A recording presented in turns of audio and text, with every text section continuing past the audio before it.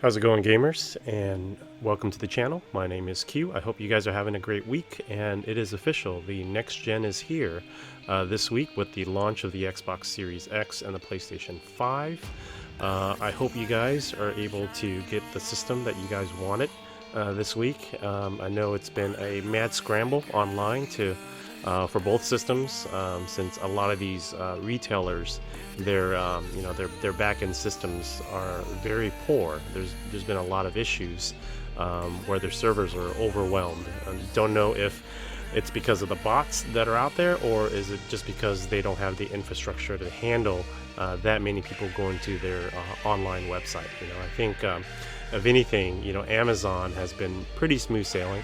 Got both my PlayStation 5 and my Xbox Series X from Amazon, and it was a very smooth process, even though I'm hearing a lot of different things with people with their orders on Amazon. But for once, I don't have an issue with it, so I can only talk about my perspective and where I'm coming from. But yeah, other than that, I've had a good dealing with Amazon and getting both my systems this week, so I'm totally excited. I'm going to be off for 2 weeks from work, so I'll be having plenty of free time outside of the family to play games. But yeah, this video, I kind of want to focus in on the topic of TVs, because I think there's a lot of chatter out there regarding TVs and support for certain TVs, and why you need a new TV to really fully utilize the systems. And I want to kind of give you guys my take on it, because based on what I'm seeing and from my perspective, I don't really think you guys need to get a new TV right now for adopting to take on both the PlayStation 5 or the Xbox Series X. Because if you think about it, if you guys have a 4K television already, you should be fine. I think some of the features that are being highlighted on both the PlayStation 5 and the Series X is really meant for the future. And quite honest, there's only a handful of TV manufacturers out there right now that supports HDMI 2.1.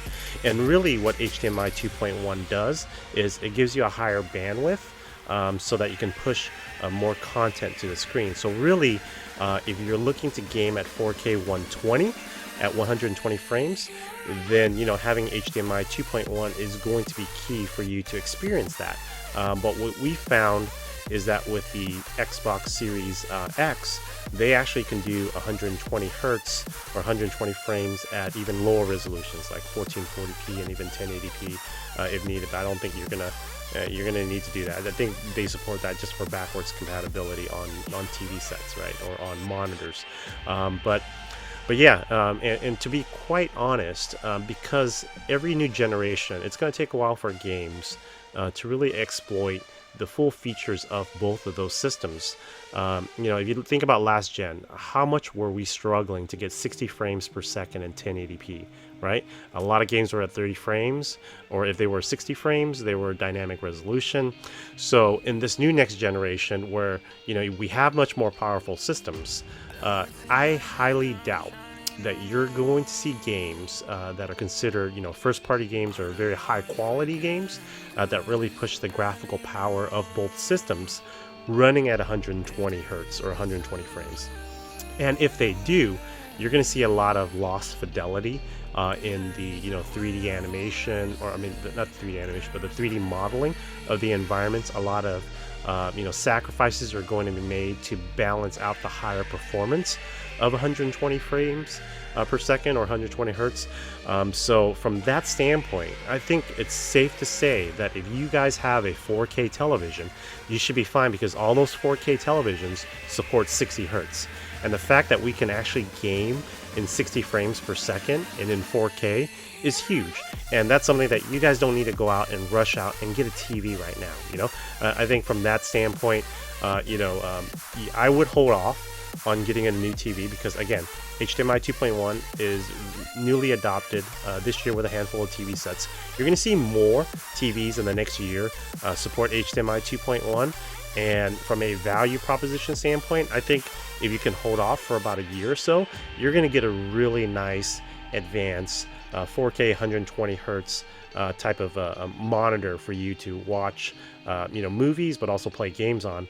But from the get-go, it's going to be a while before you see 120 frames games. And even though there's a few out there right now, when you look at Dirt 5 and you look at the special edition of Devil May Cry 5, that's not, you know, those are some exceptions, but from the standpoint of what I've seen so far from the testing of those games, it's really not too big of a deal when it comes to of course you're going to see better smoothness at 120 frames, but if you can get those games at 60 frames, I think your overall gameplay experience is going to be much better, and you're going to get better overall balance when it comes to the visual fidelity with the 60 frames per second versus the 120. So from that standpoint, I think it's you guys don't need to rush out and go out there and buy a new TV set. I would suggest that you guys just keep your 4K TV and you guys will be fine with the HDMI 2.0 that's on there. But for the for the gamers out there, for the ones that are looking to buy a new TV, and for the ones that have the budget to do so, I want to at least give you guys 3 recommendations, and it's going to go in from a value-added, TV to a kind of like a mid-range, and then a very good high-quality range, right? So we want to start first. One of the TVs that are having some major sales right now for the holiday, and is what I consider a very good premium TV, is the LG OLED. The CX series. So make sure you don't buy the old series, right? There's like a BX and a couple of other ones like I don't know if the GX is newer, but I know for sure the CX series right now has HDMI 2.1, and it's at a very good value right now, especially the 55-inch. The 55-inch LG OLED CX series right now, if you're listening to this video, the week of launch of the systems, Best Buy has that for about $13.49, and you can find that around the internet between $1,300 to about $1,500, and that's a very good price point for the quality TV and the technology that you're getting from it.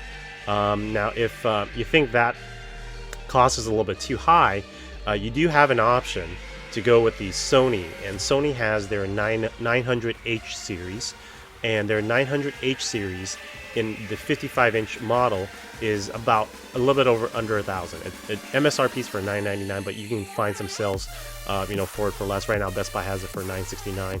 Most likely, as you get closer to the holidays, you might be able to find it for $950 or maybe even $900. But if you're in that range and you have this OLED model with the LG at about maybe $300 to $400 more, I would try to see if I can get a budget and pay the extra to get the OLED, because the OLED is going to give you much more richer, blacker, blacks. The contrast is going to be great. It's just an overall worth the value, because if you're already spending $1,000, spend the extra $300 to $400 and get a really good, TV that's going to last you for a while. But if you're tight on budget and you're looking for, your budget's right around $1,000, the Sony 900H is a very good TV, and it's something that's good that will be able to exploit the PlayStation 5 and the Xbox Series X. Now, for a lot of you gamers out there that want to look for value, I think this right here from TCL is a great, tremendous value at about $650. The 55-inch TL series, it's a 6 series. Make sure you get that. And this particular 6 series is an updated refresh, which is their QLED with mini LED technology. And this particular TV at this price point is a phenomenal value for what you're going to get. So it will support 120 hertz at 4K, and I believe it has HDMI 2.1, so you'll be able to do this. And the thing is, all the 3 TVs that I've mentioned have a full support for a lot of the different HDRs out there, because a lot of TVs you will say they have HDR, but they're not supporting some of the official HDRs. So you want to look for HDR 10 or 10 plus. 10 plus would be best. HLG or Dolby Vision, because those are some of the HDR standards out there that both systems will support, and you'll be able to get some really color fidelity and reproduction on that. And the one thing also is that most of these TVs will support VRR, so variable refresh rate. I know that the Xbox Series X supports VRR. I'm not sure the PlayStation 5 does, but I do know the fact that both the PlayStation 5 and the Xbox Series X supports AMD FreeSync. So FreeSync allows for the refresh rate to adjust appropriately too. And if you guys saw the last video from Digital Foundry where they tested Devil May Cry 5, the special edition, you saw that in the 120 Hz mode, high performance mode, it was fluctuating. You were seeing frame rates as low as 60 something to 70s, all the way up to about 120, so it goes up and down, right? So when you have a TV that supports either AMD FreeSync or VRR, it's going to adjust the refresh rate when those dips happen, and it's going to be less noticeable when you're playing a game, because when you're playing a game, even for example, if you're playing like current games at 30 frames, you see when it dips down to in the 20s, right? And when you're playing a 60 frames per second game and you see it dip down to like in the 50s or 40s, you can kind of see a little bit of that stuttering or jittering, right? And the same thing happens with the 120 Hertz mode as well too. So even at double the frame rate of 60, and it's a very smooth frame rate, when it does dip down, you might be able to see some of the screen tearing or jittering that's happening on screen. So having a VRR or FreeSync support is going to be huge. So with that, guys, this is a quick video to just talk about the TVs for the next gen systems. And again, my recommendation for you guys: don't need to buy one if you already have a 4K TV. Enjoy the games that you're going to play on those systems at 60 frames per second. You don't need a game at 120 because it's going to be a while before more mass games support that. And for the ones that do support it right now, it's not perfect. So don't put yourself in a bind and try to purchase a new TV just for the new systems right now. But if you guys do have the budget for it, the three TVs that I've mentioned are actually some really good quality TVs at different price ranges to fit different budgets. So you guys let me know in the comments below, what are you guys excited about? Have you guys gotten your Series X or PlayStation 5? What are you looking forward to? Are you guys getting a new TV? Or are you guys playing it on your old TV? Let me know. Interact with me and interact with the community and give me some suggestions. If you guys have other suggestions for other TV sets outside of the three that I recommended, write that down in the comments. And if you guys are new here, hit the like and support the channel and subscribe. If you didn't like the content, hit dislike so I know in terms of the direction of what content the community likes from me and the channel. So with that, guys, have a great week. I hope you guys enjoy the games that you guys are playing on these next gen systems. And with that, you guys take care and have a great day, and I'll talk to you guys next time.